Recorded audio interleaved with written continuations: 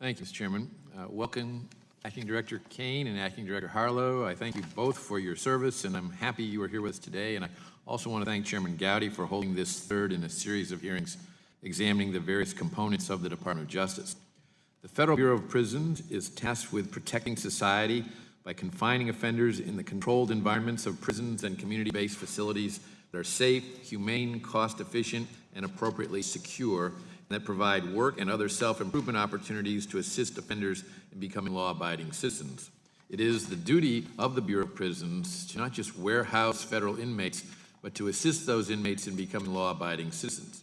We all have an interest in that, since, as we all know, the vast majority of federal inmates will someday be released. It is for this reason that I am deeply concerned about the precipitous drop in the number of inmates employed in proven reentry programs such as the Federal Prison Industries Program.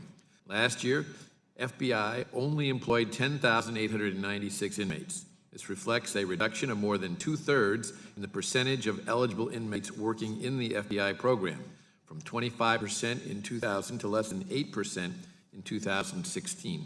The steep decline in this program has a deleterious impact on both prison operations and inmate recidivism. First, correctional workers' representatives cite this decline as a significant contributor to the increase in inmate on officer assaults the Bureau of Prisons has experienced in recent years. Second, inmates who work in federal prison industries are 24% less likely to reoffend upon release from prison than non-FBI inmates, and 14% more likely to be gainfully employed post-incarceration. We must ensure that participation in FPI is maximized to the fullest extent possible to protect the hardworking men and women of the Bureau of Prisons. I look forward to working with you, Director Kane, to ensure that this happens. I'm also pleased to welcome Acting Director Harlow to discuss the United States Marshals Service, the oldest law enforcement agency in the United States. Since its creation in the Judiciary Act of 1789, the U.S. Marshals Service has been tasked with protecting the federal judiciary. Today, it continues this mission and has taken on a variety of other duties, including fugitive operations, witness security, and tactical operations. The Marshals Service provides critical assistance to state and local law enforcement agencies in apprehending dangerous fugitives.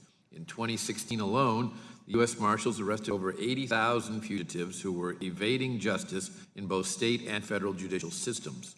Each day, Deputy U.S. Marshals voluntarily expose themselves to great danger in pursuing violent criminals, often with little recognition. I'd like to assure the men and women of the Marshals Service that their work is critical and appreciated.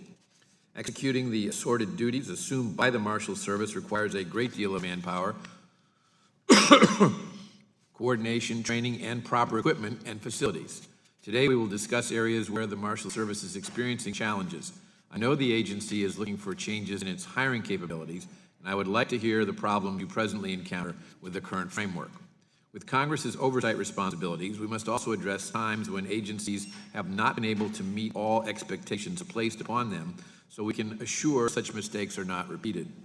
Yesterday, the Department of Justice Inspector General released a report finding the Marshals Service had not provided sufficient oversight of a contracted company that operated Leavenworth Detention Center. This led to problems such as triple bunking of prisoners and understaffing of the prison. I'd like to hear what protocols the Marshals Service has in assuring proper oversight of the contracted companies and what, if any, steps the Marshals Service has taken to avoid such problems in the future.